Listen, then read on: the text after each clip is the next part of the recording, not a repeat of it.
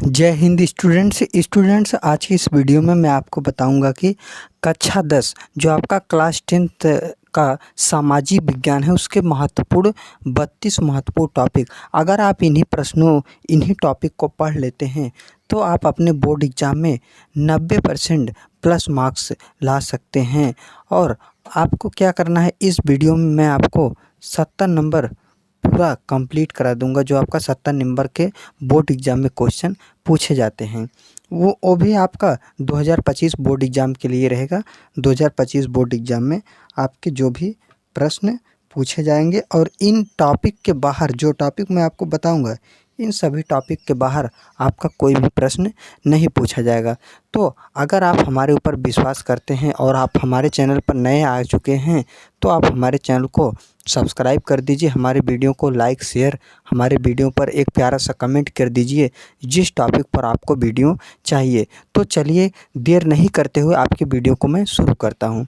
तो देखिए 32 महत्वपूर्ण topic class 10 the social science यानी सामाजिक विज्ञान जो आपका बोर्ड एग्ज़ाम 2025 है उसी के लिए रहेगा। अगर आप इन सभी 32 टॉपिक को पढ़ लेते हैं तो आप अपने बोर्ड एग्ज़ाम में 90% प्लस मार्क्स ला सकते हैं। कक्षा 10 सामाजिक विज्ञान, कक्षा 10 सामाजिक विज्ञान। आप चाहे किसी भी बोर्ड से हैं, आपके लिए यह वीडियो आपके लिए होगा बहुत ही अच्छा साबित होगा। क्योंकि देखिए आपको क्या करना है, आप अगर अपने बोर्ड एग्ज़ाम में 90% प्लस मार्क्स और अच्छा नंबर ला देते हैं तो आपका बहुत ही नाम होगा आपके जीवन में। क्योंकि देखिए इतना महंगाई का दौर है, 350 रुपये महीने रिचार्ज हो गया है। कहाँ से पढ़ाया जाएगा बच्चों को कहाँ से लिखाया जाएगा और कहाँ से खिलाया पिलाया जाएगा, दवा कहाँ से कराया। तो तरह तरह की समस्याएं आपके जीवन में आती रहेंगी। अगर आप चाहते हैं उन सभी समस्याओं को हल कर दूं, उनसे निकल जाऊं और आपके अगल बगल के जो दुश्मन हैं, आपके जो बहुत कहीं कहीं के हर जगह के हर व्यक्ति का कोई ना कोई क्या होता है कि उसका विरोधी होता है, सबसे हम निपट जाएं तो मात्र एक ही रास्ता है, वो भी क्या है, शिक्षा। शिक्षा से अच्छा कोई भी रास्ता नहीं होता है। अगर आप इस शिक्षा को ग्रहण कर लेते हैं तो आपको कोई भी नहीं बता सकता है कि यह व्यक्ति कितना ज्ञानी है। तो चलिए आपकी वीडियो को शुरू करता हूं और आपके टॉपिक को बताता हूं। कक्षा 10 सामाजिक विज्ञान के अगर आप 2025 बोर्ड एग्जाम के छात्र हैं, इन्हीं टॉपिक को पढ़ लेते हैं तो आप अपने बोर्ड एग्जाम में अच्छा नंबर लाएंगे। पहला टॉपिक आपको पढ़ना है जर्मनी का एकीकरण। जर्मनी का एकीकरण कैसे हुआ इसके बारे में टोटल आपको पढ़ना है। दूसरा टॉपिक आपको पढ़ना है 1789 का जो फ्रांसीसी क्रांति है उसका कारण और उसका क्या प्रभाव था। तीसरा टॉपिक आपको पढ़ना है इटली का एकीकरण। इटली का एकीकरण कैसे हुआ क्या है, इन सभी के बारे में आपको पढ़ना है। जो कि यह पहले चैप्टर से भी यह प्रश्न आपका है, ये भी पहले चैप्टर से है और यह भी पहले चैप्टर से है जो जिसका नाम क्या है, यूरोप में राष्ट्रवाद का उदय। और चौथा टॉपिक आपको पढ़ना है महात्मा गांधी जी के सत्याग्रह पर एक निबंध लिखे। महात्मा गांधी जी का जो सत्याग्रह था, जैसे इन्होंने खेड़ा सत्याग्रह किया था, उसके बाद एक हो गया आपका जो हो गया एक खेड़ा, एक आपका खेड़ा हो गया और एक का आपका हो गया चंपारण या इसको चंपारण भी कहते हैं। तो जो आपका खेड़ा सत्याग्रह था यह हुआ था गुजरात में और चंपारण सत्याग्रह जो हुआ था यह हुआ था बिहार में। तो इन सभी चीज़ों में आपको मिला जुला कर जो भी इनके सत्याग्रह हैं उन पर आपको क्या करना है, एक निबंध लिख देना है। पांचवा टॉपिक आपका है महात्मा गांधी द्वारा चलाया गया असहयोग आंदोलन कारण तथा अर्थ। महात्मा गांधी द्वारा असहयोग आंदोलन चलाया गया, उसके क्या कारण थे और इसका अर्थ क्या है, इन सभी चीज़ों के बारे में आपको लिखना है।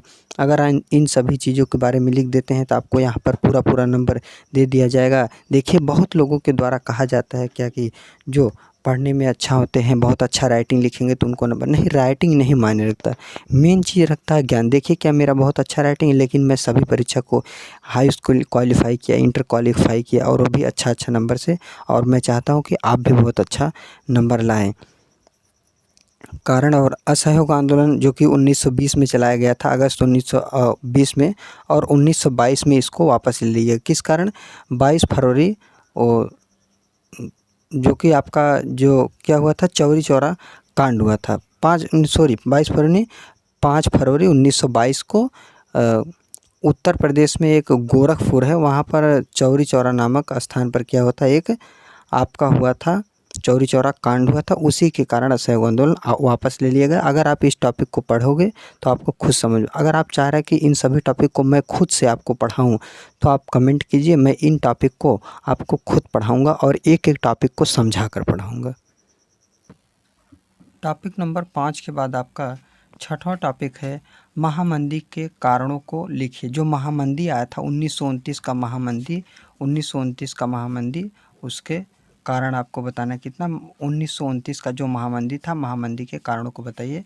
टॉपिक नंबर 7, 19वीं शताब्दी में अंतर्राष्ट्रीयों द्वारा बताए गए 3 प्रकार के प्रवाह की व्याख्या कीजिए। जो अंतर्राष्ट्रीयों ने बताया था 3 प्रकार के प्रवाह, कब, 19वीं शताब्दी में, उसको आप बताइए। उसके बाद आपका 8 नंबर टॉपिक है ब्रेटन वुड्स संस्थान समझौता। ब्रेटन वुड्स जो संस्थान समझौता हुआ था, उस समझौते के बारे में आपको बताना है 8वें नंबर टॉपिक पर।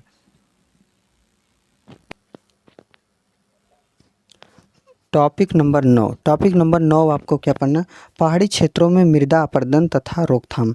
पहाड़ी क्षेत्रों में मृदा अपरदन क्या है और इसके रोकथाम। देखिए, अगर मैं इन सभी चीज़ों के बारे में बताने लगूंगा तो आपका समय बर्बाद होगा और मेरा भी समय बर्बाद होगा, इसलिए मैं आपका समय बर्बाद नहीं करना चाहता हूँ।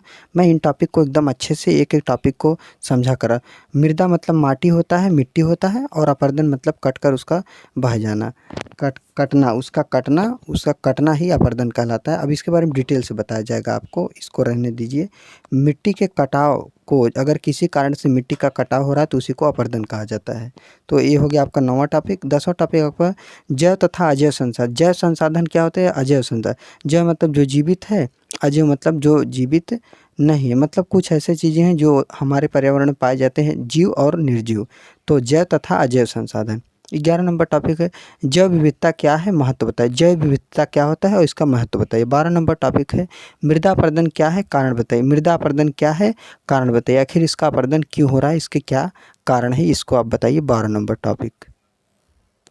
13 नंबर टॉपिक है 3 राज्यों के नाम जहां काली मृदा पाई जाती है, कौन सी फसल उगाई जाती है।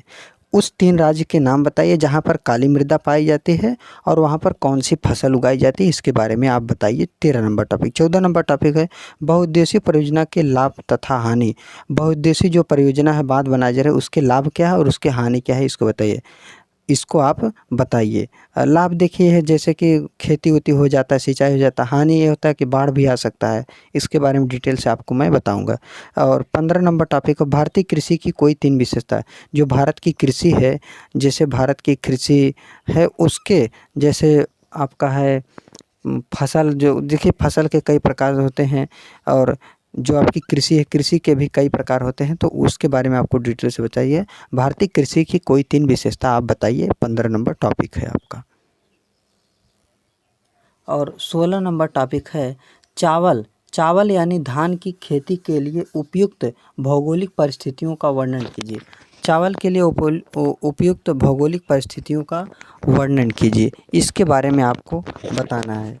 देखिए, बहुत जगह क्या कहा जाता है कि बहुत लोगों, यह देखिए आपका टॉपिक कंप्लीट हो गया। तो बहुत जगह लोग कहते हैं कि सरकारी स्कूलों में अच्छा पढ़ाई नहीं होता है और वहाँ पर जो परीक्षा पेपर आते हैं वो कठिन होते हैं। देखिए, पूरे बोर्ड में, चाहे वह यूपी बोर्ड हो, बिहार बोर्ड हो, कोई भी बोर्ड हो, तो वहाँ पर क्या होते हैं कि लगभग 7 सेट बनाए जाते हैं। 7 सेट में आपका कोई भी सेट आ सकता है और चाहे आप किसी भी विद्यालय में पढ़े, उससे कोई भी मायने नहीं रखता। तो आपको इस वीडियो में मैं आपको बताया हूँ टोटल कितने टॉपिक, 16 टॉपिक।